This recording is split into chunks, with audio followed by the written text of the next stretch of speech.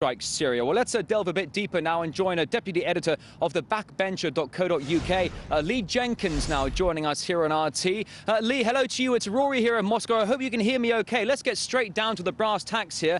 Do you think regarding Syria, can any peaceful solution be reached with 20 world leaders right here, right now in St. Petersburg? Good evening, Rory.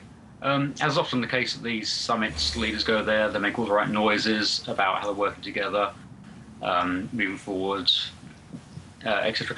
I think the decision for a strike has already been made in Washington and in Paris. I think London slowed things up a bit and maybe shamed Paris and Washington into going before their Congress and their parliaments. But I think the Hawks have already won the day. I think they won the day weeks ago. So if I can just jump in for a moment, you're saying ultimately that the decision has been made that certain countries, I suppose led by the US, will do a unilateral strike in Syria. One of the questions I have for you, Lee, is the fact that when it comes to evidence, hard evidence that shows the Assad regime used chemical weapons in Syria, every time the Russian president has asked the American president for hard proof, Barack Obama turns his back and walks away. If the proof is there, why isn't it being shown to the rest of the world? That's a really good question.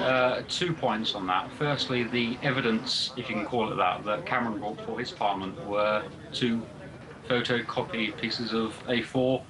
The Russians put them together a document, 100 pages plus. Also, think on the issue of chemical weapons, it's telling. If you remember, about a year ago, a US soldier went on a killing spree in Afghanistan. Nobody thought to say that that was down to President Obama, that it was his fault. Yet for some reason we're to imagine that President Assad is personally micromanaging every single soldier in the Syrian armed forces. So no, I don't think that will get something as pesky as evidence get in the way of this one.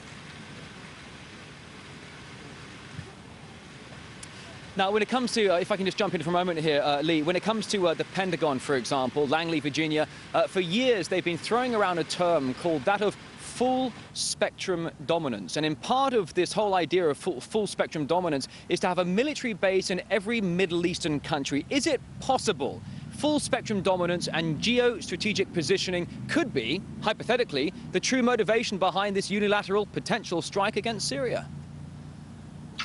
I think if you look back 20, 30 years ago, the balance of power in the Middle East was a lot more, well, exactly that, a lot more balanced. You had the US allies of Israel, Jordan, Saudi Arabia, whereas Russia was able to call on the likes of Iraq, Syria and Libya.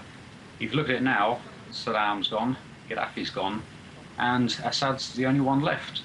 I don't think it's a coincidence that the US is on the brink of having an unbroken link of alliances from the Atlantic right to Central Asia.